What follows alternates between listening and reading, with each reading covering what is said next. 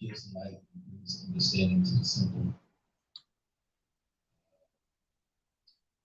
We testify the reality of this absolute nothing that we know. As the song that came to back to my heart this morning, the saints sang when I was a young boy, we can't do anything except we give us strength. We can't do anything until you come and strengthen us and cause us to realize fully, have an awareness, understand. Father, we thank you. Remind us constantly of the truth of the word, the truth of who you are. Teach us, Father, to continue to seek your face, continue to abide and to grow. Thank you, Father, for giving us the opportunity to come to fellowship, to be with you. We love you with all of our hearts, Father. We pray for all of those experiencing challenges that you would bring healing to cause them to believe and trust in you. Thank you, Father. We already know what the adversary is. So I thank you for the moments of time you give to us to spend quality time.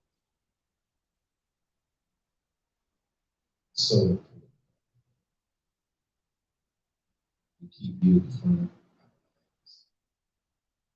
We keep your will and your ways ever before us. Father, we thank you that you love us.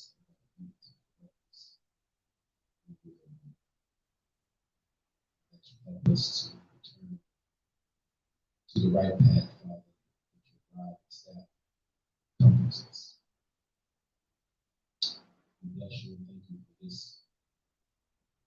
in particular, this message, this word that you have given to us, Father, that speaks to us and gives us instructions for our life, that our life is made better because of your word is the link to our life. So, Father, thank you that your word goes forth with clarity, insight, wisdom, God. Thank you that my speech here, my preaching is not with enticing words and means with the demonstration of the spirit of power, so His faith will not rest in our wisdom, but in your power. It's your word, it's your truth. We are all just vessels.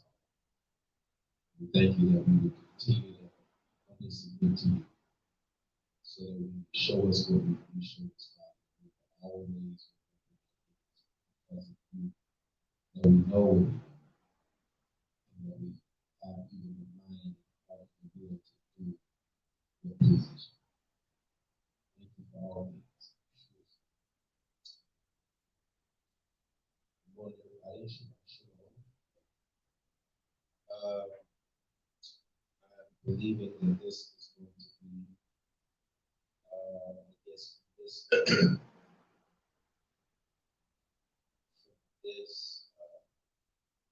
particular series that we've been on for some time now, talking about this thing called Vanity. I wanted to go back to the book of Ecclesiastes first and start there. Back in the book of Ecclesiastes to see if that is where we initially started. Talking about the reality and the nature of vanity. And we talked about over time Solomon has explained in a multitude of ways the reality of what vanity life does and the attaining, gaining, and all of the things that in a lot of ways our culture has made important. He has explained that he's seen all that there is to see. So he realizes that there is nothing more to discern. And although he wrote those words some time ago, uh, we find that to be true today. There really truly is no discern. Things make a return, back. They make a cycle. We see it in fashion and all those kind of different things like that. I am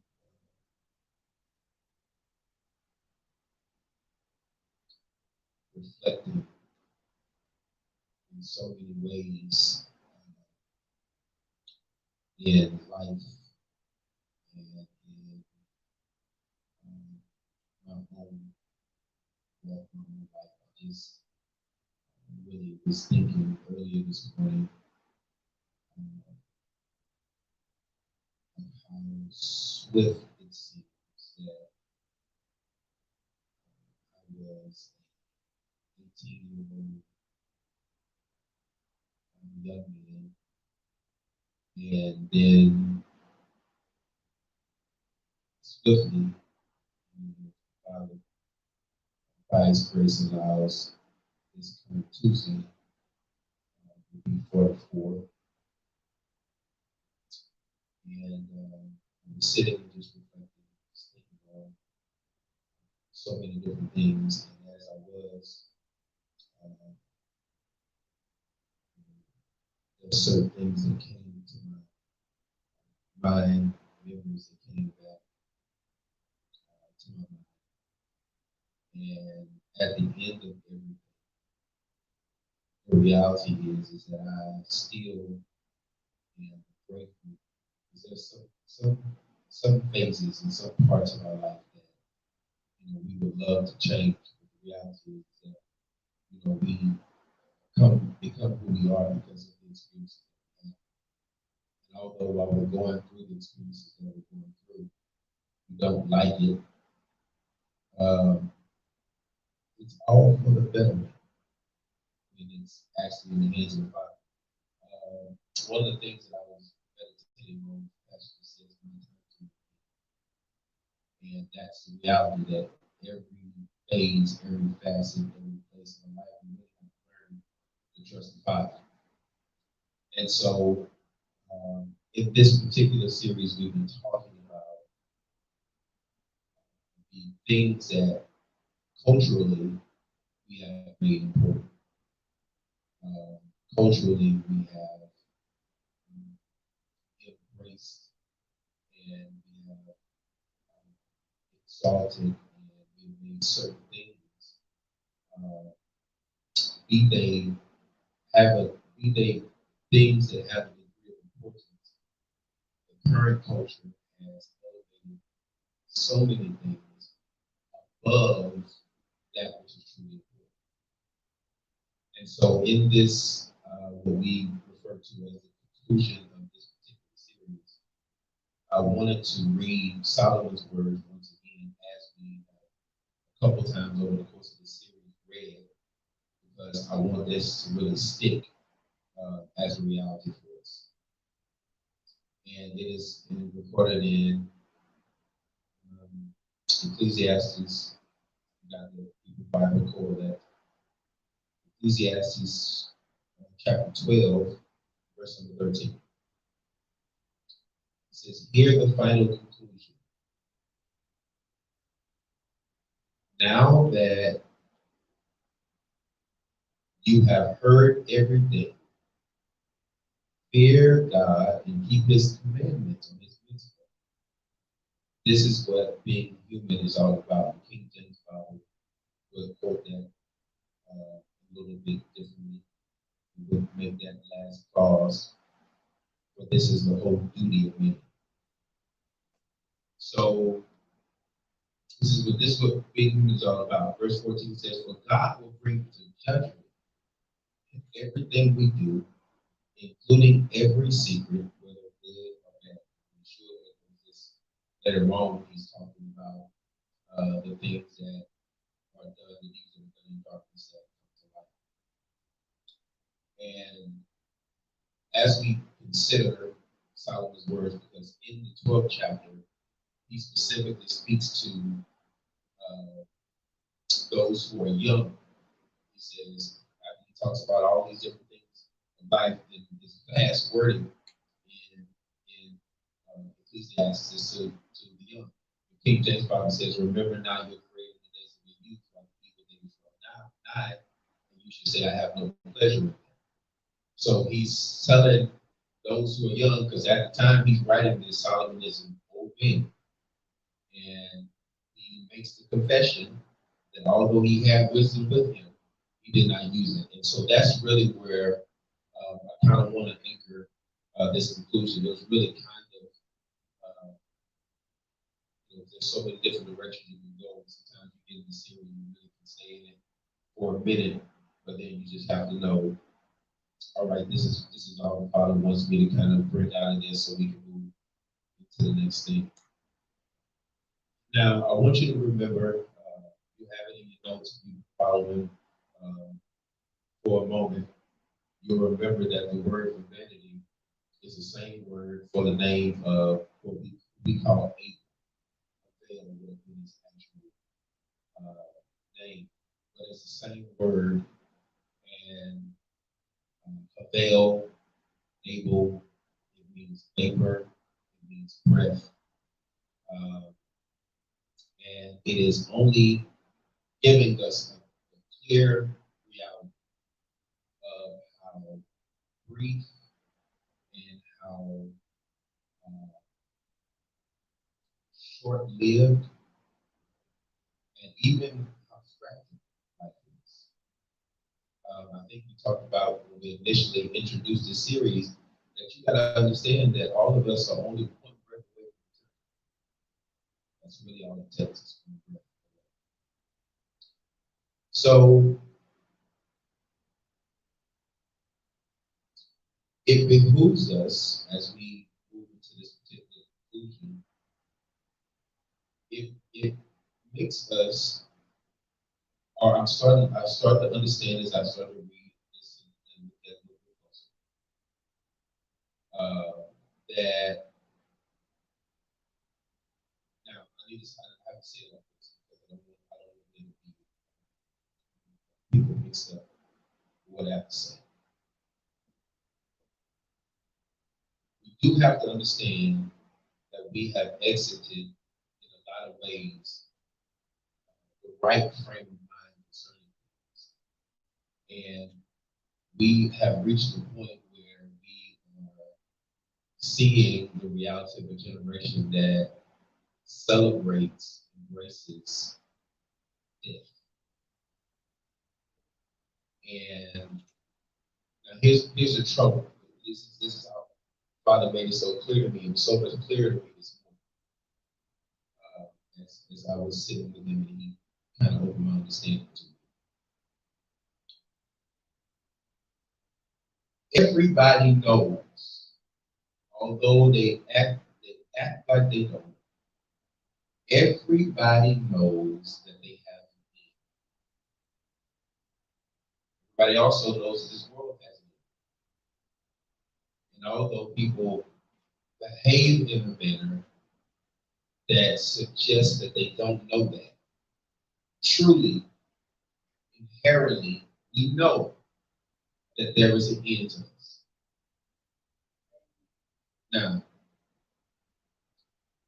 the trouble is that from a secular culturalized culture, from a secular perspective in culture, there is a certain philosophy that the secular culture takes to the reality of knowing that there is an end to this life. And it's funny thing. The funny thing is, we don't have the luxury of knowing what the end is. And you know, that's the wisdom of God. Because he knows that some of us would literally time it to the last second. He knows that. And if you pay attention, I don't remember, I wish I could remember when it started coming out in a big way. But at one point in time, I remember that the phrase, or I should say the acronym YOLO, became a really big thing. YOLO, YOLO, you only live once. Everybody knows they're going to leave. And so, as a result of knowing that you only live once and knowing that there is an end, the philosophy on the secular side, the philosophy on the worldly side of things, is that means what you have to do is you have to do everything that you feel like you want to do because you only live once. And a lot of times when people are doing stuff that they really have no business doing, sometimes that is the philosophy. You only live once. So they've experienced everything that there is to experience and do whatever it is that you feel necessary to do. And here's the thing. I believe that that particular worldly perspective is one of those things, one of those ploys and tools that the enemy has utilized to actually cause people to shorten their days. It's actually cause people to shorten their lives because they're living in a manner that suggests, well, you only live once, so you don't really want to involve yourself with all of that other stuff to keep you captive, keep you in bondage, and keep you into all of these things and all this kind of stuff like that. And I'm very careful in understanding, and I've come to I've matured in some things on the reality of the assignment that I have. I realize that the assignment that I have, and I make this clear, is not to never, ever, ever, ever to attack people. Never, ever. Because people are who we're supposed to love. To love everybody, true. And when we love people, because we love people, when the Father brings out awareness, like He's done, when we brings the awareness to the systems, okay, the power structures, the uh, orders, if you will, all these different things that have been developed by man that has kept people in bondage and in captivity. Those particular systems are not beneficial to people. And of course, I understand, there is a true existence of what we know as religious ideology that is developed from the hearts and minds of men. It is the same thing that Yeshua was speaking against in Mark the 7th chapter, when he talks about holding fast to the traditions of men. The scribes and Pharisees talk about the traditions of the elders. Okay? The Father has a problem with the traditions of men override the commandments of the Father. Or even when they're put to the same level as the commandments of the Father, because you know what those things do? Those things a lot of times will cause particular types of harm that the Father never intended for people to experience. You should have said you putting all these basically shackles on people, putting these hard yokes about their neck. You're making it hard. The Father didn't make it hard. His commandments are not grievous. So a lot of times in the systems that have been designed, they have been designed in a manner and they don't cause people to produce, or they don't cause people to come into the reality of who the Father has intended. And so all of these things actually, whether it be a philosophy that comes from the world system that has been set up, this governance that has been set up, or whether it be a religious system, religious order, structure that has been set up by man, all of it comes from the same vanity. All of it comes from the same place. And you remember vanity, vanity truly, having vanity in your heart really truly leads you to idolatry. Okay? And so I'm very careful though, whenever I approach the subject matter of understanding religion, because when you look at something, the word religious, it really means that it's a continuous practice. That's really what it means. That it's a continuous practice. And in some cases, you know, those the religious practices of people, something that they do all the time in a continuous manner, a lot of those things are vain. Scripture justifies to the reality that a lot of these things are vain. A lot of these things are vain things. But there is, as James describes, what's called a pure, consistent practice or a pure religion. And we understand the reality of the difference of what it is. When he's saying that this is a pure religion, he's not talking about a system of belief or governance or operation. He's talking about pure religion. He's not talking about an order, a religious order.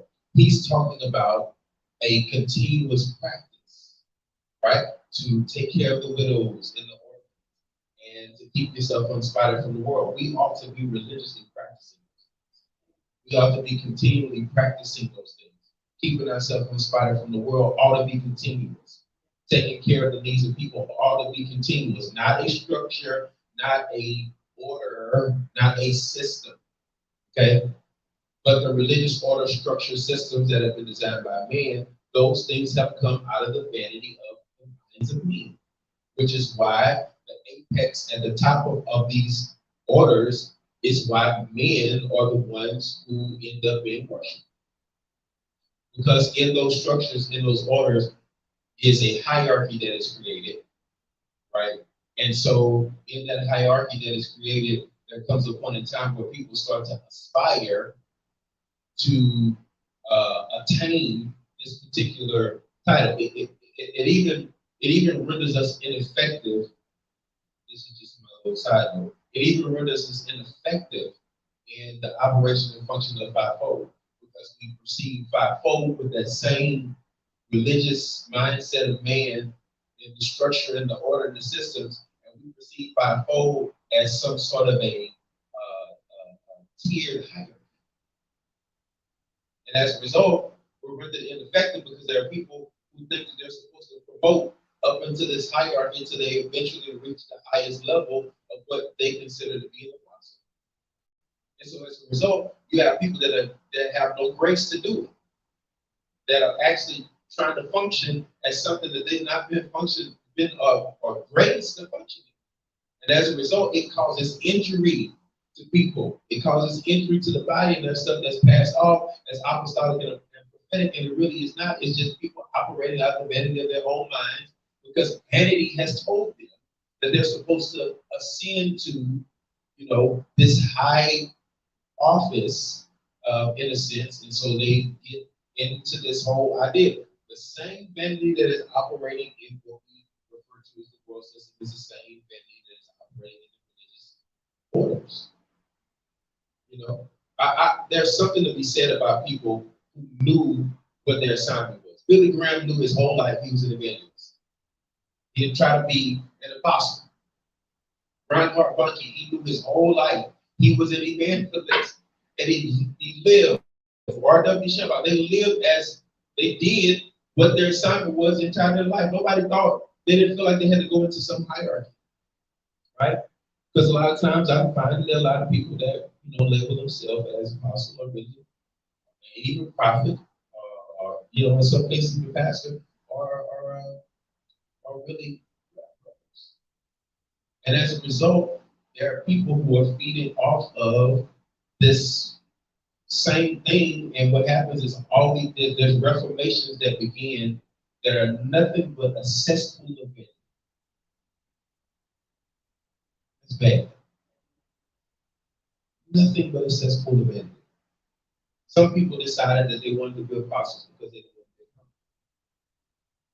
in their mind, it's a hierarchy. So they wanted to get to the highest level of the hierarchy. And then they got from that point to the one of the, they wanted to be chief, and then they wanted to be higher. And then, you got bishop, and then you got suffragan bishop. And you got, I mean, it's just on and on and on and on and on because we're trying to see how we can be higher or the highest.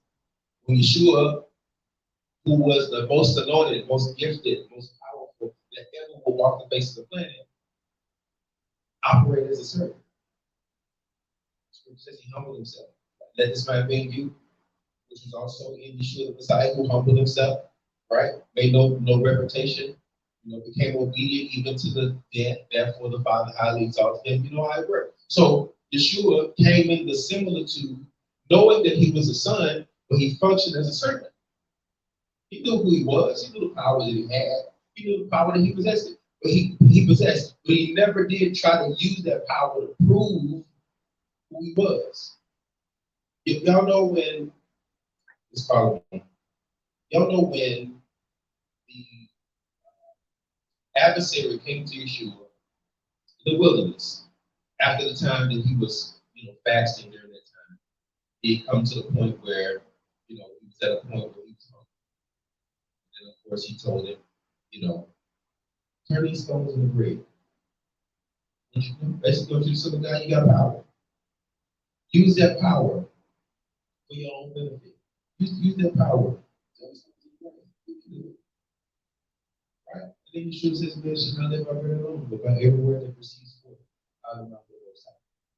Takes him up. The same thing we've been talking about. The lust of the flesh, the lust of the eye, and the pride of life. All of these things are aspects to reality manifestations. These are how we feed into vanity. And so the adversary was trying to get Yeshua to prove who he was, to prove his power, to prove his ability. And then the scripture says that he left him for a time. But it indicated that he would return. And so when you read about what happened later on, he did return. He returned in stuff like he saved others, but he cannot save himself. Trying to get him to prove. Because here's the reality. Sometimes the reality is if Yeshua had gotten to the point where he would allow his ego to bring him to the point where he was trying to prove who he was all the time, and the adversary could have tricked him into proving who he was, he actually would have stepped out of obedience. Right? If he was trying to prove who he was, he would not have let Yochanan baptize him. If he was trying to prove who he was, he would have called those legions of angels down and rescued himself from the death of the execution. But Yeshua was not into trying to prove who he was. That's why you have to be careful when you listen to these people. And a lot of times, I'm a prophet, and we try to prove. They try to prove the accuracy. You see, that's vanity. And here's the issue, y'all: the vanity of all of these things brings us to the point where people have traded anointing for ambition. Right? So the degree of our hunger for a position and hunger for a title makes us ambitious. So we go after our ambition. So now we're apostle because we were ambitious to be apostle. And there's always, you can always find somebody who will affirm you in your vanity, and affirm you in your. And when I look at the reality of certain people, the apostles, they weren't worried about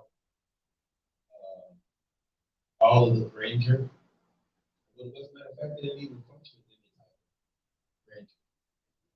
of grandeur. They were, the lives of the apostles was not grandeur, it was grit.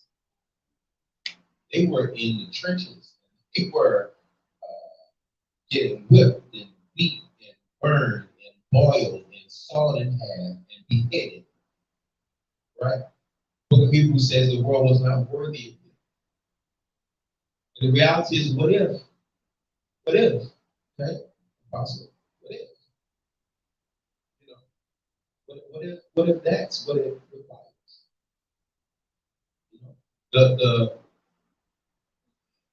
vanity, me and some pastors were talking about it, of what even we perceive ministry. When we come together, we really can have the opportunity where we are edifying and strengthening one another, brothers and sisters, in the body. When we come and we gather together, me and my friend, Pastor Christian talk, when we come together, I'm not trying to measure myself to you. Paul talks about the fact that when we're comparing ourselves one to another, we're unwise. So I'm not measuring myself to you. And we, have these conversations. Well, now how many you're running? All of that is pain. All that, it's where we get into this thing where in the how is it that those of us who are part of the same body ever come to the place of competition? Like we're not competing with one another. Something entered in when we got into the place of marketing churches, all that kind of stuff like that. When we got into competing with the church that was down the street, and we started calling ourselves, "This is a church like no other." That's vanity, right? And so the Father wants to pull us away from those vain things and bring us to the reality of the perspective of what's really truly important. So as I was considering this and considering Solomon's words here in Ecclesiastes chapter 12 again, there's a couple of things I'm going to walk through real briefly, and then we'll come to the conclusion of this matter, as we just read Solomon's conclusion to his matter. So since we understand that our whole duty, our whole responsibility, we're going to put that in the context, our whole duty, our whole responsibility of existence. And first of all, understand in him we live and move and have our being. That's what we must first understand. You don't exist without him. You didn't come into being without him. So he did not bring you into being so that you can be whatever you felt like being. One of the points I made over the course of this lesson is I made of this series is the reality that our lives are not about us. Not our lives. People who are worldly, their lives are about them. Our lives are not at all. Yeshua's words bring that the one who will save his own life is the one who will lose it. The one who will lose his life for my sake is the one who will find it.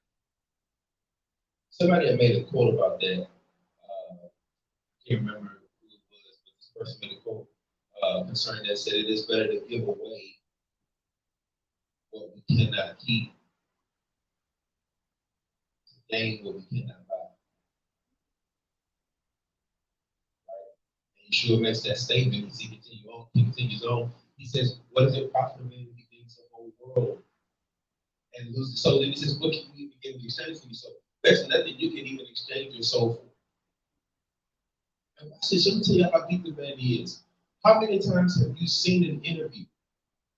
Some of them, the interviews that we've seen on certain documentary films and stuff like that, of people that have entered into certain industries, music industry, Hollywood, all these kind of different things like that. A lot of times they talk about the reality and they speak in terms like this, that they sold their soul to the devil. Yeshua says you don't even have the ability to get anything in exchange for your soul. But the vanity of this world, why? And do you understand? A lot of times the reason why they sold their soul to the devil is for the sake of fame, for the sake of fortune, for the sake of getting it. I was thinking as we were participating in, an event, I was thinking about the reality, and I was talking to my brothers and everything like that. I've been doing different things with music and all that kind of stuff like that, talking about the reality. it takes a little bit of time, and there's been like a lot of effort to try to do this and do that. But it was like, man, you understand why you're being called, not to be able to do it, because I just said this, I just cannot allow myself to be contractualized into compromise. Like you have a contract, and on the contract, you're required to do a lot of blending and a lot of mixing, with R&B, singers and all that kind of stuff like that, to do, different projects and gospel projects, and in some cases, sing a little R&B and all that kind of stuff. I just cannot allow myself, to do it, because I don't know. It may feel different. I just could not be a musician who went to play in the club on Saturday night and then went to play praise and worship on Sunday morning. I couldn't do that, because there's no pattern for that. When we do the things we do, we have to understand there must be a pattern, right? I'm not going to go and to sing backup for Janet Jackson and then turn around and come and sing backup praise and worship for CeCe Winans. You know what that means? That means that what you're doing is a gig. It's not ministry, it's a gig. And it's vanity, right? Watch this. I'm not saying that people should not be taken care of. People should be taken care of. But we have to be careful that we don't step into a place of vanity, because when we step into a place of vanity, that's all it becomes about. Right? I believe you should do right by people, the laborers, really was high. I believe that. Right? But there's a balance to the reality. Right? Because there's a degree and there's a level of consecration that's required. Right? Because we're talking about ushering people into the presence of the Father. We're talking about doing praise and worship, in His house and in His temple. And man, I can't be thinking about knocking the boots in the club on Saturday and then get up and say, Father, we praise you, we give you glory. No, no. And I'm leading people into worship, but I'm also leading people into lust and lasciviousness. No, we can't, but there's a level of consecration that's required. It does not allow us to compromise in that way and in that manner. And I understand that it means, that you don't necessarily get certain things. You don't necessarily get certain ways quicker. A lot of ways you get quicker when you compromise. But I would rather have a Father pleased with what I'm doing than sell out like that. Sell out like that. I mean, it could be luxurious. It could be fallacious, right? But you have to be able to do what Yeshua did when the enemy took him up on the high mountain and showed him all the kingdoms of the world. And he told him, he said, I give you this. Just bow down and worship me. That's all. Take all the wonderful splendor of who you are and just bow down and worship me. Yeshua didn't come to worship him. And he's like, what? The adversary couldn't have given him those things. Yes, he could have. The adversary can give you stuff. The adversary can give you things. He can give you things as a means of distraction to make you think. That was a video I was watching, and I gotta find that video, because when I find that video, I'm going to share that video. The lady, she was doing some called worship night. Her name is Stephanie something, and she was sitting on the stool and she was talking and she was saying, that I think she's pretty well known praise and worship leader. She was sitting there and she was weeping, she was crying, and she was saying, sometimes we don't even realize that we think that the hand of God in our life means these coliseums that are filled and packed out with people. We think that the evidence of the hand of the Father on our life is all of these things and all of these crowds and all of these doors and all these opportunities. And we don't even realize in the midst of all of that, in some ways, and I'm just paraphrasing, in some ways, we completely miss him. And she said, sometimes people are deceived into thinking, okay, well, it's them. Oh, it's me. Oh, it's the anointing that I have. Oh, it's the gifting that I have. That's vanity, y'all. It's the anointing that I have. It's the gifting that I have. She said, you don't even realize sometimes people come in And the Father meets their needs in spite of you because they're hungry. And the Father will meet them at the place of their hunger in spite of you. Jonah can tell you the Father will use you in spite of you. He had an attitude about going to Nineveh. Didn't even want to go.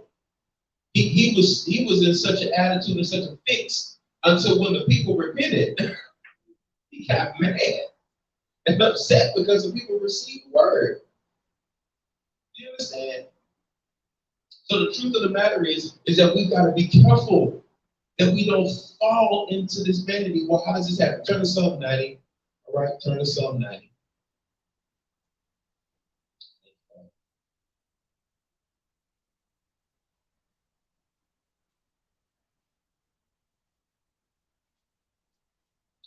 Psalm 90.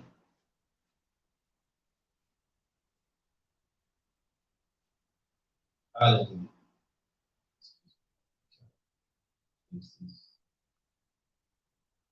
Hallelujah. Psalm 90. Psalm 90, look at verse 1.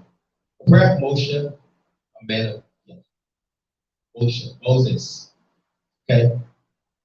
O Most High, you have been our dwelling place in every generation. Before the mountains were born, before you had formed the earth and the world from eternity past to eternity future, you are God.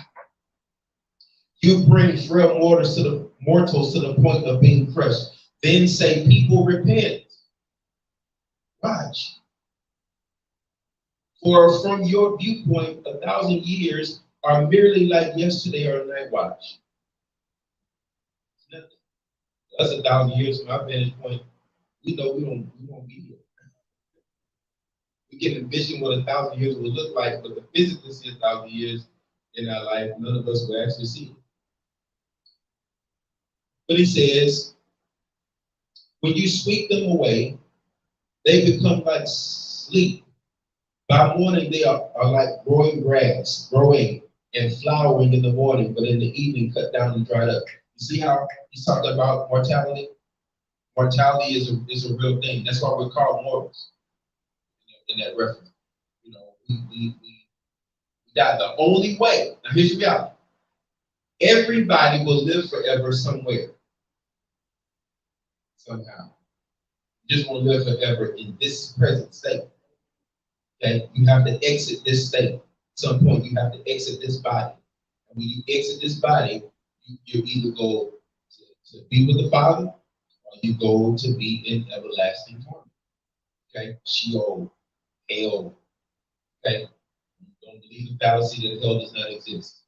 Okay? Hell did not come out of a system of vanity. Okay? Understand when we're talking about hell, when we're talking about Sheol, when we're talking about Gehenna, okay? We're talking about those things are real.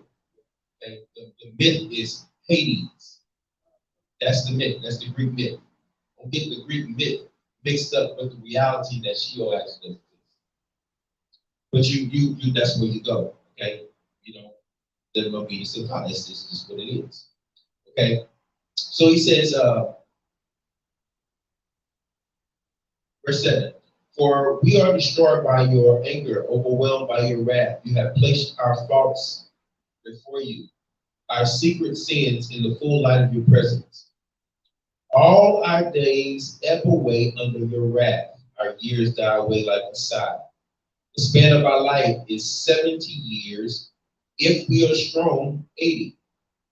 Yet at best, it is toil and sorrow.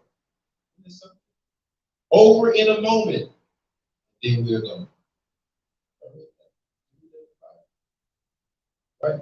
Job made a statement similar to this. He says, man that is born of a woman is of a few days, no matter how many days you have, of a few days full of trouble. It's the reality of the experience of life, right? There's, to some degree, life is overrated outside of the side. Okay? So he says, who grasps the power of your anger and wrath to the degree that the fear due you should inspire? And watch what he says, in light of all that he says. So teach us to count our days, listen, so that we will become wise. So we become wise. Right? I think your King James Bible says to just a number of days, so that we may know or come to know or come to some paragraph, come to know wisdom. That, yeah, apply our hearts. That's right. Apply our hearts to wisdom. That's what he says. So he says, and I like both of those languages. Okay. This says that we might teach us to count our days so that we become wise. Think about that for a moment. What he's telling you is, he's telling you, yes, we all understand that we're going to leave here, that we're going to die, that we have an end. That's not a philosophy, that's a reality. But you have to be careful of the philosophy that you embrace as it relates to knowing that you're going to die. Because if you embrace the wrong philosophy and you embrace the YOLO philosophy, and that means you live how you want to live and do how you want to do, what you actually end up doing is shortening your time. It's already short. And not only do you shorten your time, you lessen the quality of your time, you actually make it worse.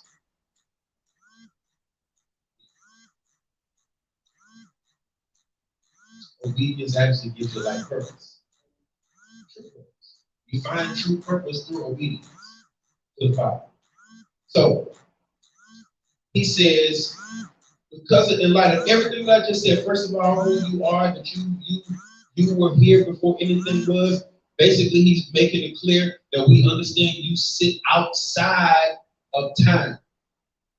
Time is not something that is of that much significance like that to the Father, other than to fulfill his purposes.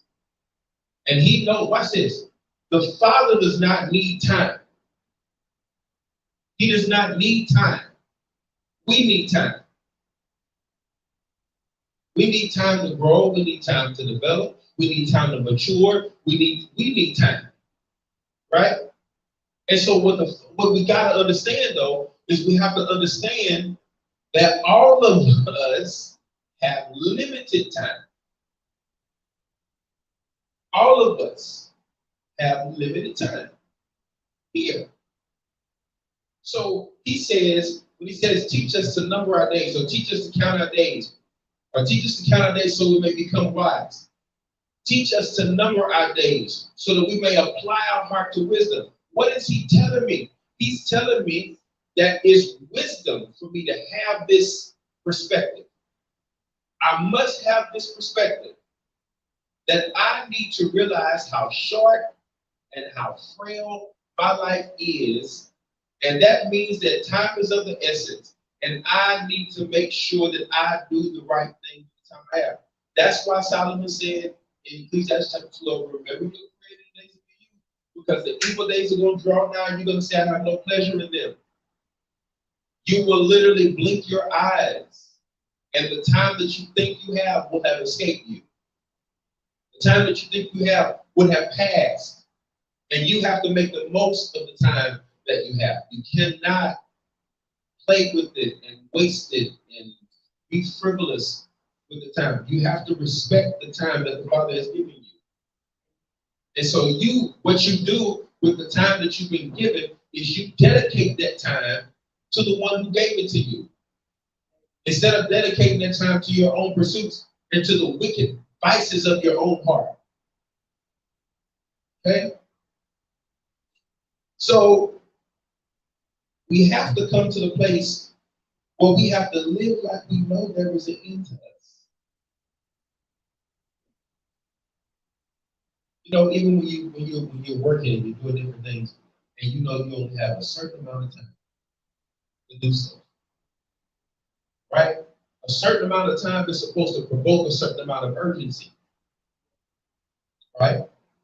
Or if you are wise, right, then you use time to your advantage. Think about that story of the 10 virgins. 5 being wise, the other being foolish. Do you know that the wise virgins considered time? The wise virgins considered there might be a little delay. Let's just take a little extra oil so that we can make sure that we're prepped and ready. Those 5 foolish virgins were thinking of themselves, thinking of their own convenience. Those 5 foolish virgins were like the YOLO. They were like the YOLO crowd. They were like the ones who were not giving consideration to the, we're just going to take what we got, we take all that, all with y'all, we're not doing all of that, right? Those other 5 virgins were called wise because they perceived, right? And the story kind of indicates that everybody was getting to the point where their lamps were burning out. But the 5 wise virgins, they took enough oil to make sure they could refill their lamps. Because here's the thing they did know. They did know that the bridegroom had to come that night. So they would have been able to know, I know I need to take enough oil to make sure that I can, relight my lamp. So my lamp is ready. So I'm ready to go when he comes. Right?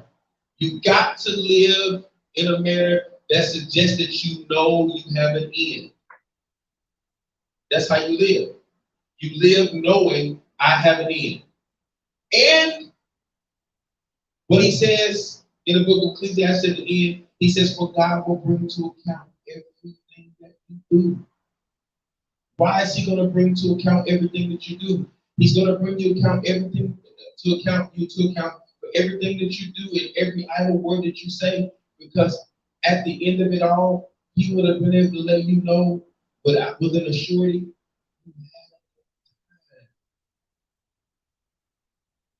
Do right? So we have to live like we know that there is an end to this. Verse 12 in Psalm 90 is telling us to consider, turn to Psalm 39, to consider how brief our days are. That's what it's telling us. Now, I'm not saying you walk every day around your life thinking about death, but you have an awareness. You have an awareness to know that you do not live forever on this side. Okay? So turn to Psalm 39, look at verse 1.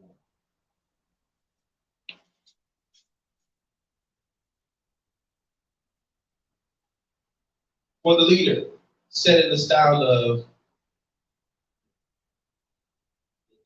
Psalm of David. I said, I will watch how I behave so that I won't sin with my tongue. I will put a muzzle on my mouth whenever the wicked confront me. Isn't that something? Y'all see what he's saying here? He's saying, I'm gonna watch myself. Watch how I behave. I'm gonna consider my behavior, consider my actions. So I don't want to sin with my tongue. Kind of sounds like some stuff James is saying, right? James talks about the tongue. So he says, I will put a muzzle on my mouth whenever the wicked confront me. See? Be careful. Watch this. I was silent. I said nothing, not even good. Wisdom is always talking. Wisdom is always speaking, but not always talking. He says, but my pain kept being stirred up. My heart grew hot within me. Whenever I thought of it, the fire burned. Then at last, I let my tongue speak. Make me grasp what my end must be. What it means that my days are numbered. Let me know what a transient creature I am. You have made my days like handbreadths. For you, the length of my life is. Yes, everyone, no matter how firmly he stands, is merely a puff. Y'all remember? Vanity, a veil, vapor, breath. Okay? It appears, it's gone. Humans go about like shadows, and turmoil is all for nothing. They accumulate wealth not knowing who will enjoy its benefits. Just like Solomon. So he's making it clear to us, are you paying attention? Are you paying attention to the reality that the quality of your life has got to exist, it's got to exist outside of the confines of things. It's got to exist there has to be a quality of your life that has nothing to do with what you have or don't have. The life that is that Yeshua has come to provide for us, that is life that I came to may have life and have it more abundantly. That's what he's saying. I'm trying to get you to have the proper perspective here. I'm trying to get you to understand that your life, no matter how long you live it, your life is too brief for you to have the main thing not be the main thing. So he says you got to come away from this vanity of your own mind and your own idea and your own fleeting heart. So we got to consider, and in giving consideration to how brief our days are, and considering the fact that there is somebody who gave us the days that we live, who gave us the time that we live, think about this. Because he loved us. Because he loves us, he gave us the instructions that are necessary to produce the quality that he intends for us outside of the accumulation of things. The culture teaches us to measure the quality of our life by accumulation, to measure the quality of our life by association. But the Father intends for us to measure our life solely specifically based on the level and degree to which we walk in obedience. That's the truth. If you have an obedient life, your life is a quality life. It manifests, it demonstrates in certain ways. The Father reveals it, he manifests and demonstrates his faithfulness to us. All right, a couple more scriptures if we're going to end this business. Deuteronomy chapter 4, verse number 6. Deuteronomy chapter 4, verse number 6. Now, what you're going to find is, you're going to find that there is a link between your speech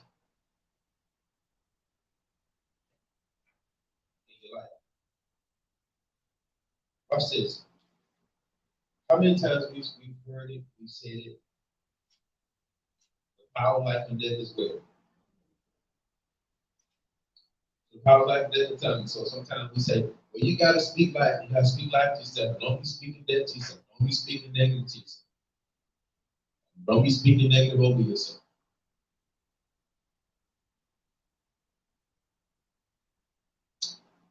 That's true. But it's not only suggesting what you say to over and about yourself.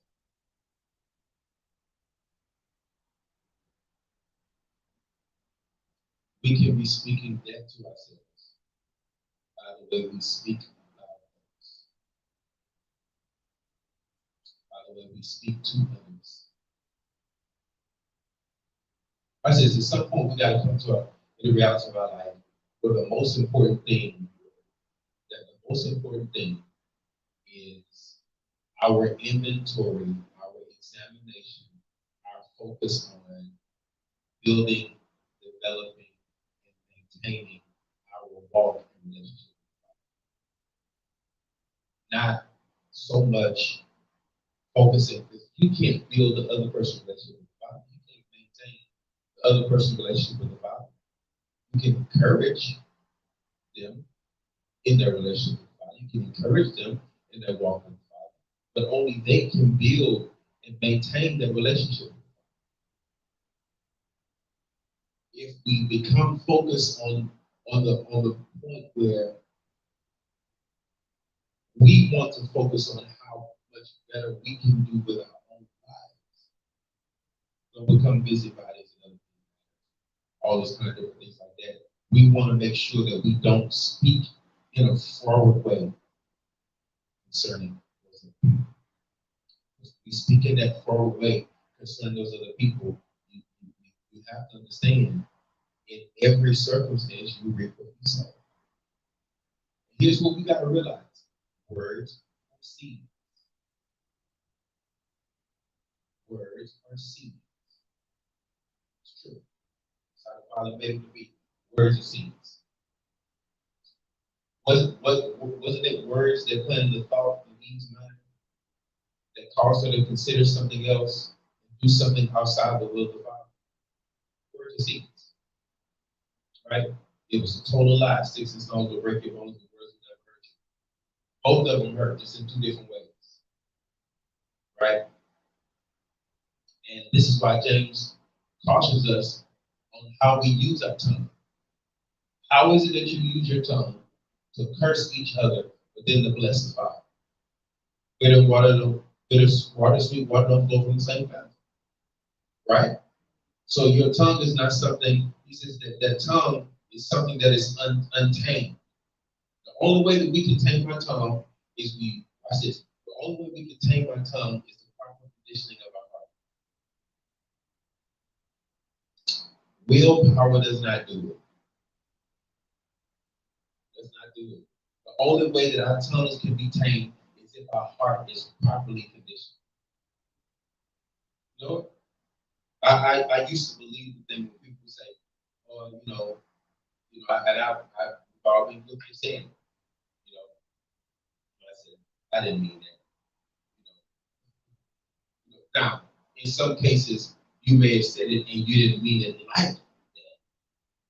But in reality, there's things you said, if you look at somebody, you told them they were ugly, and you say, oh, I didn't mean that. But for the moment, at that moment, even if that thing was in your heart for that moment, right, you meant it for the moment, right? That's why it behooves us to be very careful what we say, and how we say it. It behooves us to take consideration to those things. Now, the reality is that perspective does play a role, and sometimes people, no matter how gracious and kind and nice and all that stuff like that you are with it, some people sometimes are still going to take it to that degree. But that's the reality.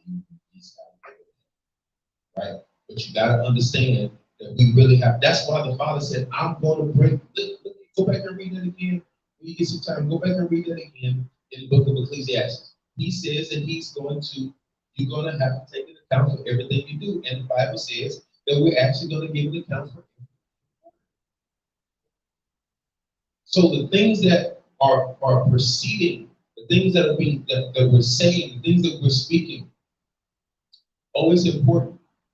It's important that we don't speak certain things toward other people. Right? I don't say that. Right? Because that has a way. And I believe, and I'm starting to understand, I believe that's why certain types of joking is something we should do. Certain types of joking. Do that.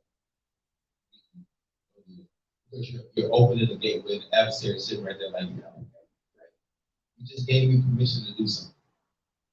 Right? So we got to be careful when we're speaking, Got to be careful how we're talking. But the only way to condition the tongue, the only way to tame the tongue is not to try to tame the tongue within itself. The only way to tame the tongue is to condition the heart. That the Father, because out of the abundance of the heart is what we must. Right? Deuteronomy chapter 4, look at verse number 6.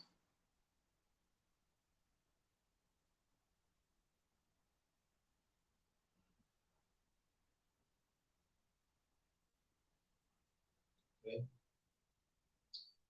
It says, therefore, observe them, of course, you just gave them some commands. Therefore, observe them and follow them, for then all the people will see you as having wisdom and understanding. When they hear of all these laws, they will say, this great nation is surely a wise and understanding people. Do y'all see that? So what does the psalmist say? Teach us to number our days, right? So that we may apply our heart to wisdom, King James says. Teach us to count our days, this Hebrew text says, so that we may become wise. What does it mean to become wise? We just read it, right? He says that when you obey the commands that I've given to you, when you obey the instructions that I've given to you, the people are going to say about you, this is a wise and understanding nation. Go back again. Teach us to number our days. Teach us to realize that this life is going to end. So teach us to do that so that we may apply our heart to wisdom, so that we might become wise, so that we might do what? Teach us to number our days, to count our days, so that we may see and perceive how important it is to obey what you said. Do you see that? That's what he's saying. You are going to come to an end. So it's important that you understand that you're going to come to an end. And when you understand that you got to come to an end, it means that what becomes important is that I obey the one who gave me the start. Okay. Proverbs chapter 4. We're gonna sit. Proverbs chapter 4. Sit in Proverbs for a second. Proverbs chapter number 4. Oh, I like it.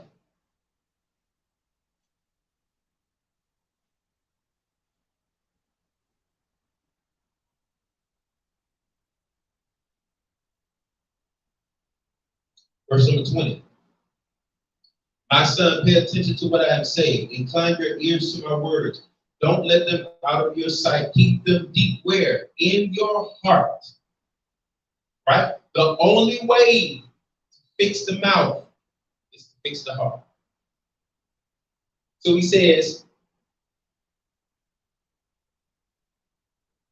keep them deep in your heart, for they are life to those who find them and health to their whole being. Above everything else, above everything else, above everything else, guard your heart, for it is the source of life's consequences. I think your King James Bible says that guard your heart with all diligence, for from it floweth the issues of life. So he says, from your heart, we've only talked in our lives about, about the mouth speaking from the heart. But the Father said, Demetrius, it's not just the mouth that speaks from the heart. He was speaking specifically when he says, out of the abundance of the heart, the mouth speaks. He says, Demetrius, the life speaks from the heart. The life demonstrates from the heart.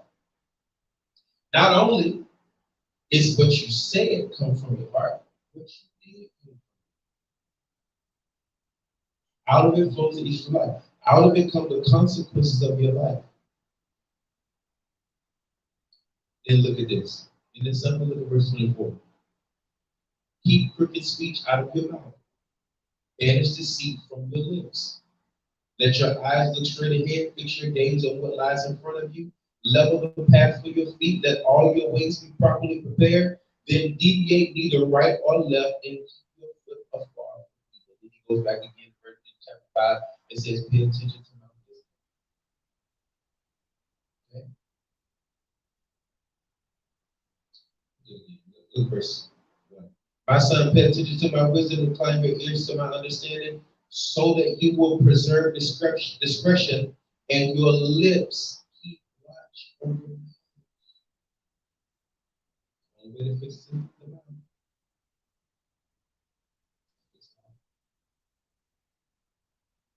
So that's why we don't speak in deceit. That's why we don't lie. That's why we don't deal in perverseness. And that's why we don't deal. That's why we don't deal even in manipulative speech.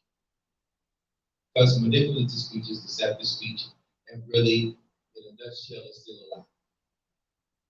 It's the same that type of semantic type stuff that the adversary used. When he was using scripture when he's talking to Eve. And he says, when he's using the command when he talked to Eve, this is what he said. You're going to surely die. You should. No.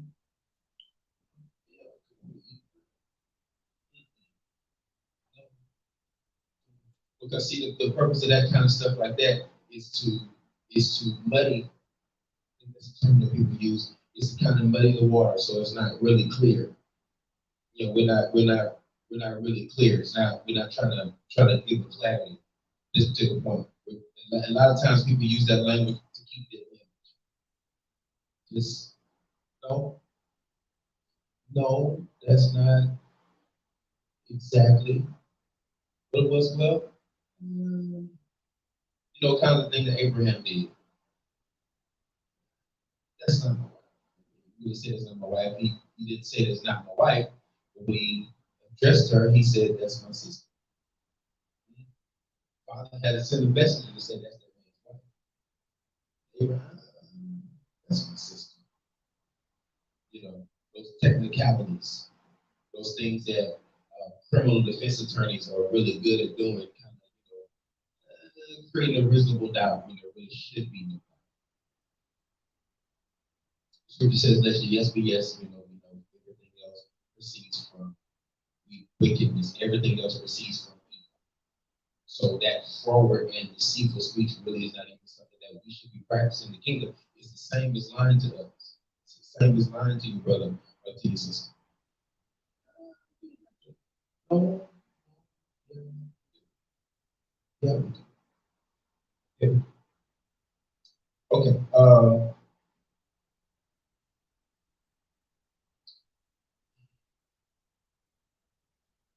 Yeah.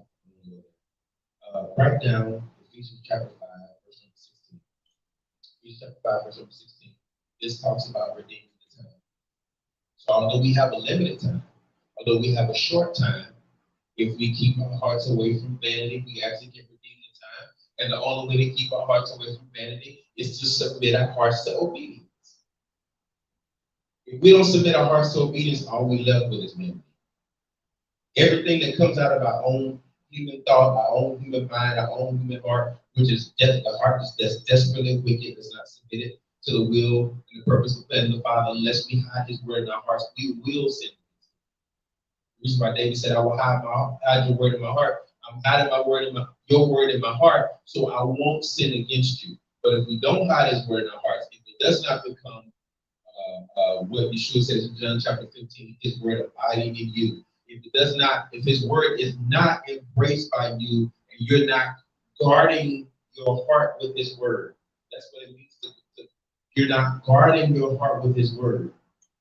His word actually builds it's like a defense mechanism, right? So He says you're to guard your heart, and if you're not guarding your heart with His word, then that means something else is getting access to your heart. And whatever is getting access to your heart is actually governing your life. That is the truth, right? Guard your heart with all diligence, because from it flows the issue of life. So if vanity is something that is gaining access to your heart, vanity is what is really running your life, right?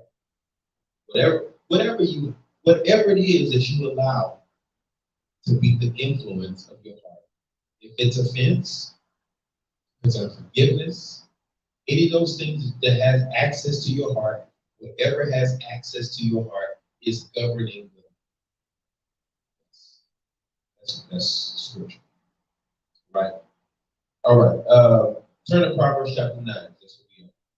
But again, remember, Ephesians chapter 5, verse 16 is about where we create the time. Well, before we go to Proverbs 9, go back to Proverbs 3, verses 1 and 2. My son, do not forget my teaching. Keep my commands where? In your heart. They are again. Watch this. For they will add to you many days, years of life and peace. What? So he said the Father's instructions, the Father's commands, the wisdom Teach us to number our days. Teach us to count our days so we may apply our heart to wisdom. What does it look like to apply our heart to wisdom? It looks like hearing what he says, obeying what he says, allowing what he says to sit in the seat of our heart, right? You shall love him with all of your heart, with all your might, with all of your resources. Allow it to sit within the recesses of our hearts, and we walk out and we live out according to what has been placed in our heart. And he says, if you do that, if my commands are in your heart, then they will add to you many days, years of life, and peace. Paul said it like this. Paul said, grace and peace is multiplied to us through the knowledge of Yeshua, HaMashiach, Yeshua the Messiah. That whenever we embrace his knowledge, whenever we really embrace his, we're not talking about academia of knowledge. We're talking about application. When I embrace it and I, because that's why I like that vernacular in the King James in Psalm 90 verse 12. Teach us to number our days that we may apply our hearts to wisdom. Wisdom in that particular passage, and really most of the time when you see the word wisdom, it is making reference to the Father's instructions, making reference to his Torah. You do this, just told Deuteronomy chapter 4 says, when y'all do these commands, when y'all do what I'm telling you, people are going to say, wow, you are wise and understanding people. Because his purpose of his commands is to get it in our heart so that we begin to now demonstrate his character, his heart, and his nature to people. So then the wisdom that the Father has given begins to be displayed, and people say to these individuals, man, you really, this nation, you really are a wise and understanding people. Like, where did it come from? And that gives the opportunity for us to really be able to say, this is something that came from the instructions of the Father.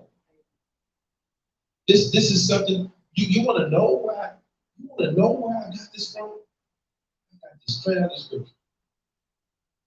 I love having conversations with people and quoting Scripture without quoting chapter and verse. And I know they're not, biblically astute. So you can tell people, when in John chapter 10, verse number 10, blah blah blah blah blah, right? But if you quote it, and here's the thing, I love it because the way the Father has designed it, everything he created and everybody he created is designed to respond to his word.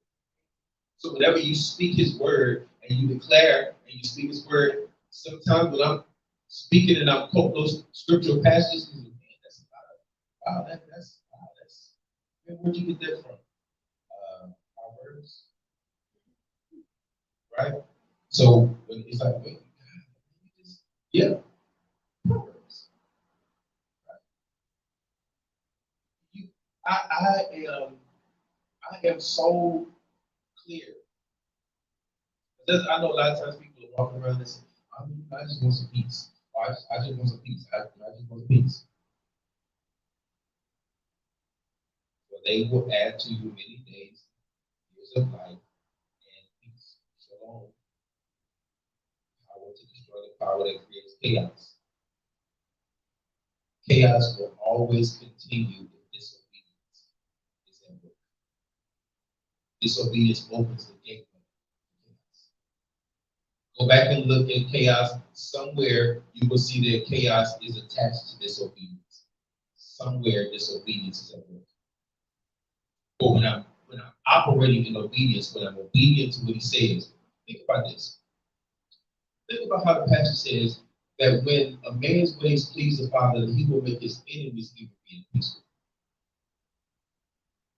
And so, they say your enemies are just going to be all, intense and entangled and in battle and in war with you. No, that's some battles the Father, you don't even have to concern yourself with the fight. Because if you walk in a manner that pleases the Father Father will make your enemies living be at peace with you. That's a promise of His word. But see, when we're operating in the vanity of our own hearts, when we're subjected to our own passions, we're subjected to our own ways and our own beliefs and our own ideas and our own wicked hearts, then what happens is we really seek vengeance. That's what we really seek. And in a lot of ways, people would rather have revenge than reconciliation. Out of the vanity of our own hearts. That's out of that wicked, human, desperately wicked, deceitful, wounded, battered, bruised heart. And sometimes what happens in the place of that is that there comes a hardness of heart. And when that hardening of the heart takes place, that's the only way to get rid of that hardening of heart is that has to be submitted to the Father. So He can take out the heart of stone, give you a heart of flesh that will cause you to walk after His ways and do His will. Yeah. It's important that we don't have a hardening heart. Right? That you hear my voice, harden not your heart. You mean harden not your heart. Let's see how something. The more you excuse yourself, the more you excuse your disobedience to Him, the more your heart hardens toward following His will. You begin to have a hardness of heart, which means what happens is when you see His command face to face, you see His commands face to face, the more you get comfortable, the more you excuse yourself, and the more you give yourself a good reason to be disobedient to what He said, the more your heart is hardened toward obedience then. And you get more and more uncomfortable being disobedient till eventually you get to the point to where you become rebellious. Right? Instead of trying to explain away why we really shouldn't, or why we really don't have, or really it's no big deal. That's how the enemy really gets you. Yeah, this is just how it is. All of those are tricks, ploys of the enemy. All of them. All of them. And I'm convinced that all of us really in the short-lived vapor that we have should be every single moment or every single day of our life. We really should be looking for the opportunity to grow in grace and in knowledge, looking for the opportunity to become better, looking for the opportunity to grow more and more into our relationship with the Father, working on ourselves, bettering ourselves. I don't have time to really talk about the reality. Brother John and I talk about the reality of when we're talking about working on what it really means to work out your own soul salvation. So let's go to the last two verses.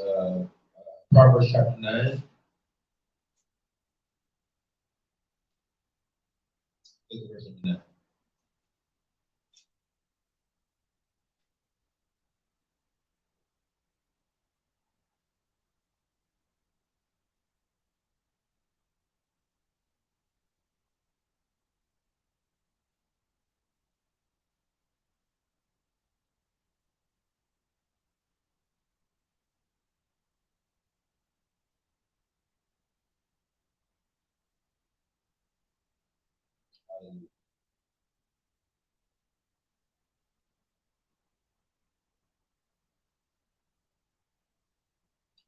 Verse number 9 in Proverbs chapter 9.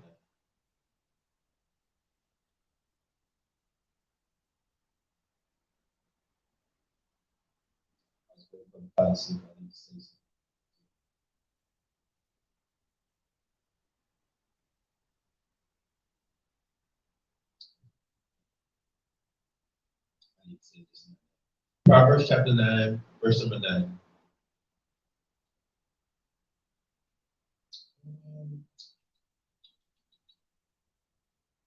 Verse number 7. He who corrects a scoffer only gets insulted. Reproving a wicked man becomes his blemish. The wisdom then. If you reprove a scoffer, he will hate you. If you reprove a wise man, he will love you. Give to a wise man, and he grows still wiser. Teach a righteous man, and he will learn still more. I don't know if you're familiar with this one, right? The fear of the Most High is the beginning of wisdom, and knowledge of the Holy Ones is understanding. For with me, your days will be increased, years will be added to your life. If you are wise, your wisdom helps you, but if you scoff, you bear the consequences of that. Y'all understand the reality of scoffers.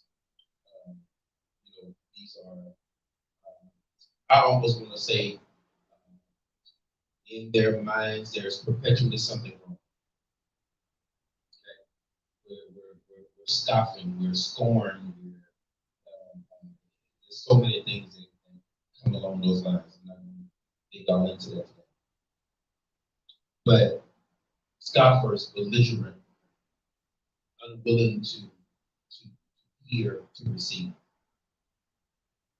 But he says that if you do what I'm telling you to do what I'm telling you to do, and you walk in my wisdom, you apply your heart to wisdom, he says, for with me, your day wisdom, for with me your days will be increased, years will be added to you.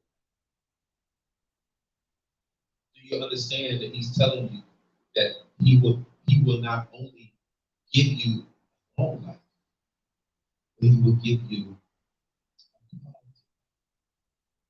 days will be increased. It will be well with you. One of the greatest things that the adversary, one of the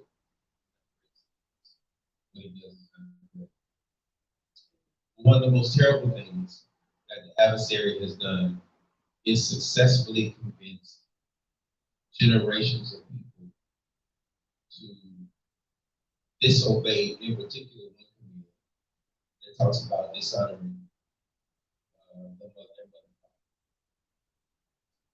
because that is the only command, right? That's the command that has a promise attached to it, right? He says that your days may be long and that it may be well with you. Right? So he says, I need you to do that. And sometimes we look at things and we think, oh man, that's harsh and that's cool. In our Western perspective, in a very hypocritical way, I mean, we have a death penalty in this country, right? For certain types of crimes. We don't feel like people can be rehabilitated. We have penalties there. We have a whole penal system based on those things. But when a child was, and he really had to be, when you study and look at it, he really had to be outright rebellious. He was brought before the community, the elders of the community, and they stoned him. He said, oh man, that's harsh. That's cruel. Here's the truth. Here's the truth. He's going to destroy his life anyway. And really, what would have happened was because that was the foundation, right? But without the foundation, you'll find that the people that have the greatest problem with authority, people that have the greatest problem with obedience in any type of way, are the people that were almost in a sense grew up in I don't want to say orphan system. Sometimes it is being orphan without a mother or father. In some cases, not just without a mother or father, it's without a proper relationship. That dynamic is not where it needs to be. It produces something else in the heart of a child that grows up with them. Because the father intended for that relationship to be what it needs to be, because that's the foundation for every other relationship. That's the foundation for everything else. Everything else in That's even the foundation of your relationship with God. The relationship with you.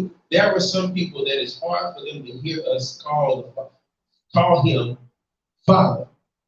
They don't, nothing, nothing registers with them except negative stuff, or it's like it's a closed off place right there. You know, nothing registers when you say Father. Oh, he's my Father. He's a Father to the Father. Because of that being off, because of that relationship being off, it's hard for people to embrace him as Father because that dynamic is the foundation of everything else. Every other thing, if you look at the middle, if you look at those other commands, that's the foundation, right? It's the reality. And so that's one of the reasons why in the list of Paul talking about coming into perilous times, Saul talking about coming into perilous times, he makes the list disobedience to parents, disobedience to parents, right? Because it produces rebellion. And that child would have grown up with that rebellion in them and would have become a problem for the community.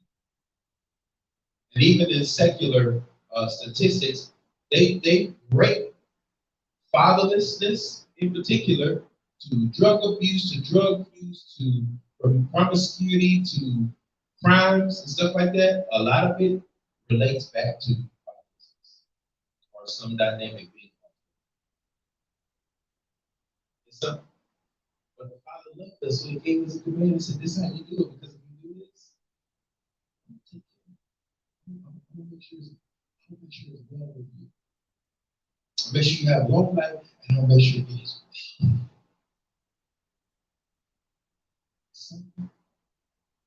do it. It's evident based on performance. It's not performance based. No, nobody qualifies in that regard. You honor them because I gave you the Father and Mother that you have. It's important for your own heart. All right. Last passage here, Proverbs chapter 10, verse 27. You know, you stress less when you obey more. Living in obedience helps us to do what Ephesians 5 and 16 says, redeem the time. It's redeem the time for the days of evil.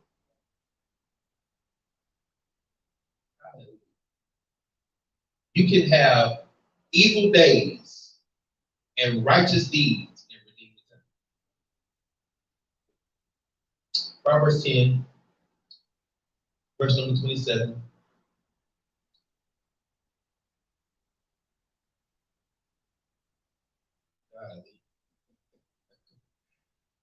What? Verse number 27. Boy, it's supposed to be there. Verse number 27.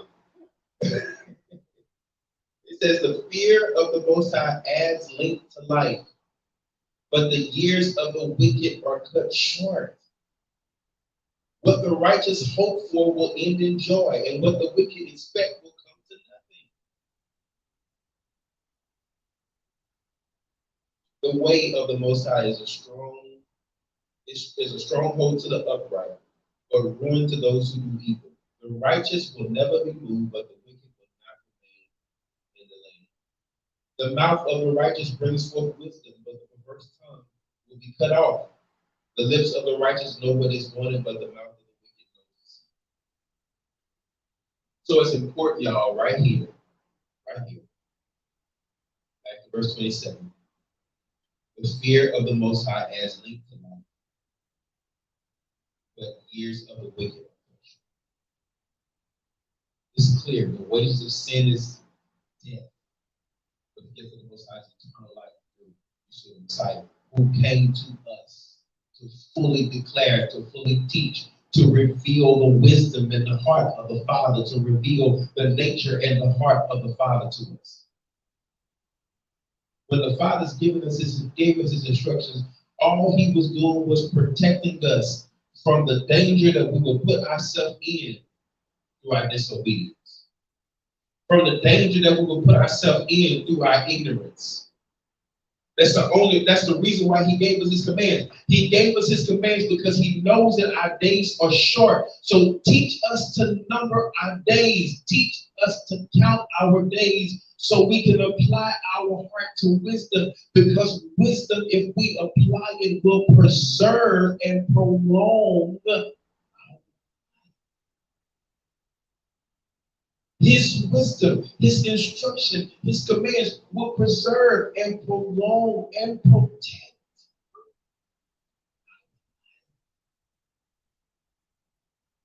All he's doing is protecting you by giving you his instructions. Don't reject his instructions. Apply your heart to wisdom. Why? Because you don't have enough time for foolishness. You got a choice. Either you spend this short, vapor, moment, breath, fleeting time in foolishness, or you spend it in wisdom. Wisdom says, I know I have to leave here. And I know when I leave here, that's why Solomon said it, y'all. That's why Solomon said it. Let's read it again. Let's read it again. Ecclesiastes chapter 12. That's why he said it. Go back and read it. He said it. That's exactly why he said it. Ecclesiastes chapter 12.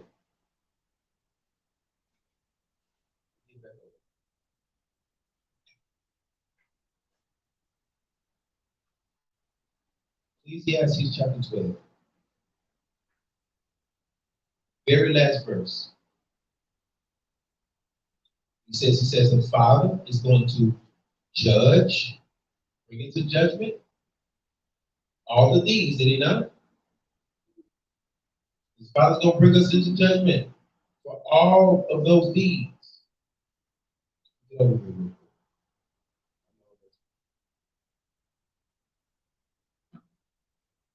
Ecclesiastes chapter 12, look at verse number 14. For God will bring to judgment everything we do, including every secret, whether good or bad. What is he telling me? He says, fear him, keep his commandments. This is the whole duty of man. And the reason why you need to do that, be a wise person and understand that when you leave here, when this vapor is gone, when this short, fleeting moment is gone, when this puff of air, as the song said, all men are puff of air.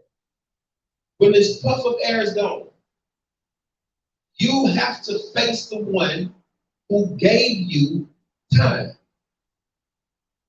You have to face the one who gave you that vapor, who gave you that breath, who gave you that moment.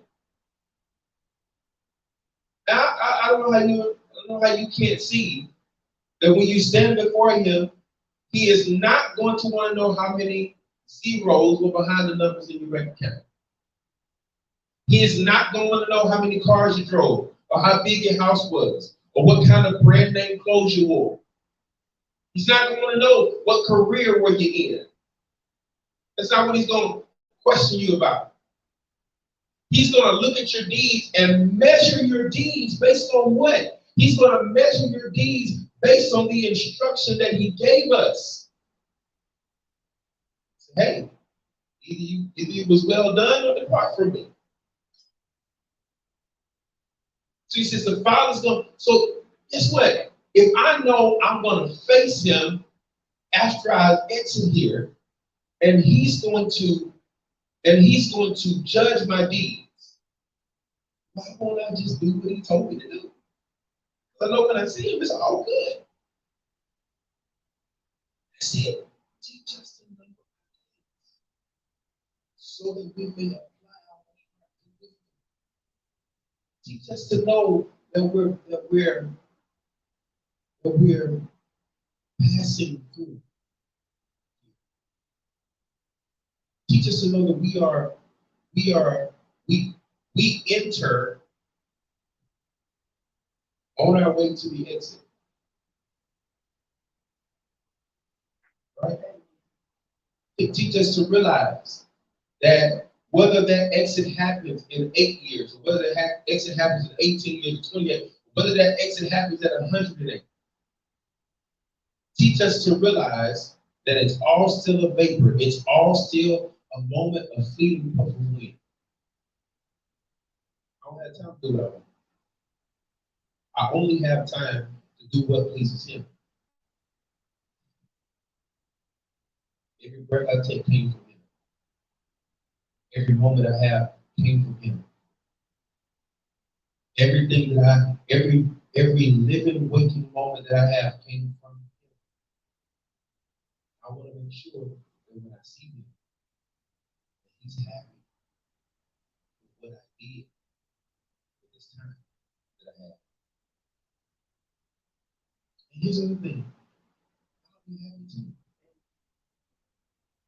I will be happy because not only would I get the opportunity to experience the splendor of ever being with Him, I will be happy because I live a good life. I will be happy because I'm not talking about perfect in the sense of without flaw, because the scripture is very clear. As long as you're in this flesh, you don't have to deal with the presence of sin. It's the reality. The only thing you can do while you're in this flesh is to subject the deeds of your mortality, to subject the vanity of your own fleshly desires and your own, to subject that to the will and the heart of the Father, to submit that to Him, and to live in a manner that's pleasing to Him. And you got help to do it with Holy Spirit. He gives you a quality life, right? And then He gives you just take this note. Quality life will equal to a quality of life. That's what He wants. To be able to tell you, look, my appeal to you in this entire series, and I'm speaking to the believers because these epistles that we went through, we're speaking to the believers. When He says, let nothing be done through strife and vainglory, but in lowliness of mind, prefer the other. That's the epistles written to believers. That's to us. That we've got to guard ourselves from this vanity, this vanity that we've allowed ourselves to embrace and to enter. We talk about the world being in the church, and when we talk about the world being in the church, we're just talking about the music, and we're just talking about the dress and the attire. But here's the reality: when we're talking about the world, we need to talk about the attitudes as well. Because the attitudes and perspective is what produced the music, is what produced the outfit, right? What's in the heart is what's being manifested, right? The vanity that is in our hearts is what's being manifested. It's why you got these people that are going and vying for position and for title and don't even have the grace to do half of what you got on your business card that you do. Vanity. Come on. When we understand and we escape the vanity, we even realize that the assignment that we've been given, the assignment the Father has given me to teach, the teaching gift is not for me. The teaching gift is for the body. So the body can be edified and strengthened and built up and encouraged and develop, according to what my Bible says, into the nature and the stature of Messiah. That we mature, that we develop. It's not for me. It's not about me. That's what we got to understand. We have been graced and we have been gifted and we have been given an opportunity. So we do it with gratitude and we do it with humility, but we do it with all of our heart. We do it with all of our might. We don't do it for money. From the preacher to the musician, we don't do it for money. We don't do it for gain. We don't do it for popularity. We don't do it for notoriety. We do it because this is what the Father has assigned me to do. I'm doing this because I've been obedient to what He said. Come on now. Truth of the matter is, if I was doing what I wanted to do, I would not be. Amen. But I'm not doing what I want to do. Okay? If I was doing what I want to do, this is not where I would be. Right? But the Father says, this is what I want, this is how I want it, and this is what you need to do.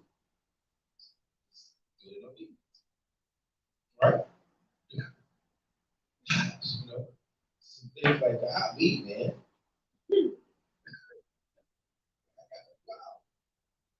Okay, Bob, that's what we do. That's the reality. But your life is not about you. It's about you doing what he says. It's about you doing how he says it for it to be done. And it's about you walking in such of obedience to him because that is really where your success is. That's where your stress is going, right? You're not stressed about doing this because this is what I've been praised to do.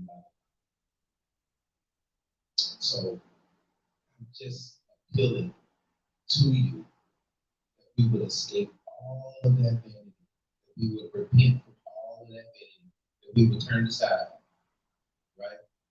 That means somebody just need to go ahead and take that business card, all the business cards, and throw them in the trash, burn them or something, because that's not who the Father has made you to be.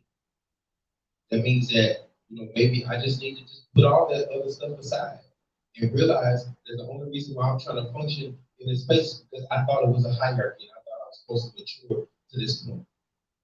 You want to know why? Because the body could be benefiting from your gift as a prophet, but you're trying to be something else. The body could be benefiting from your gift as a teacher, but you're trying to do something else because vanity is in your eyes and ambition is in your eyes. And ambition does not produce anointing. Submission and obedience is what it is. So I pray in our hearts that we would submit to the Father, that we would embrace what His will is for us, that we would trust what His plan is for us, and that we would get out of this idealism that we come into.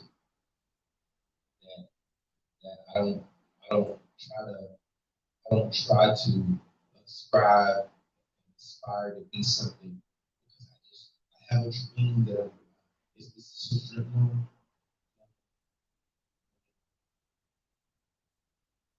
Is this what the Father said? This is what He said. No matter what it costs, no matter what it takes, this is what I'm going to do. Everybody is not graced to do what you or I have been graced to do. What we've had to do, how we've had to do it, and how we've had to look through it, everybody's not graced to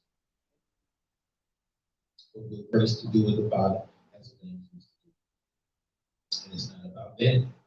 Because if it becomes about vanity, you start chasing stuff, right? And do all course and all purpose. And while you may be doing a lot of good, you still might not be doing right. Because you might not be doing what the Father told you to do. So may the vanity that is in our hearts be eliminated by your word. And that may we realize, Father, that we will no longer embrace this thing called vanity. This thing will be eliminated from our hearts, and that we will actually live according to that which is pleasing to you, and only do, and only aspire, only desire what you want for us. We thank you for producing the quality of life that you have ordained we might have. Thank you for your goodness and your mercy. Thank you that you bless us and make your face to shine on us, that you're gracious to us, that you give to us for shalom. You put your name upon us, your people, and you bless us, people, your care. In Yeshua's. Thank you to everybody who's joining us and being a part of our fellowship today. We wanted to make sure that we take the time to invite you to be a part on I don't know what that date is right now, but I know on the fourth Friday of this month, we'll be looking forward to being here at the fellowship, 5 a.m. to 5 p.m. in 12 hours. Prayer and praise and worship and whatever else the Father decides He wants to do. So we invite you all to come and be a part and to come and share and to be a part of that.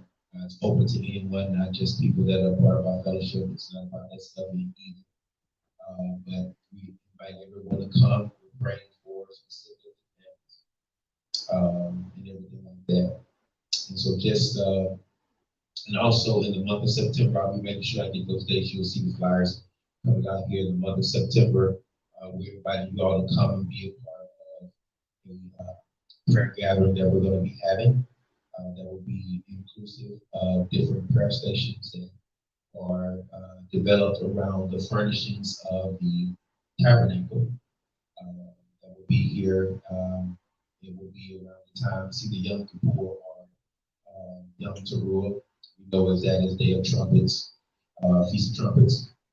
We'll be here and we'll be having those prayer stations, and we'll have a little time of gathering. We'll be worship and fellowship and praise the Father, and we'll be part of this other fellowships and doing that in particular love and compassion. And so we welcome you to come and be a part of that. Like I said, those dates we'll have be coming out. And we want you all to be praying for us. Be praying for us here. We'll be praying for you as well. Be praying for those who are experiencing grief at this particular point in time. And just know that all over we are believing and trusting the Father for you. Pastor Moses Walagogo, Pastor Kalenti Wilson, hoping I'm saying your name right. I'm just going to say Shane. That first name I sometimes mess up. But over in Uganda, Pastor Robert Kofi over in Ghana. Thank you all for being a part and sharing with us as well. We appreciate you watching and being a part. We're praying for you and we're believing and y'all just being praying and believing this. We're looking that the Father will give us that opportunity in the month of February to be able for the first time put our feet on the continent of Africa and be able to go and share in the things that the Father has ordained. Amen. We love you with the love of our Father. So, see you next time.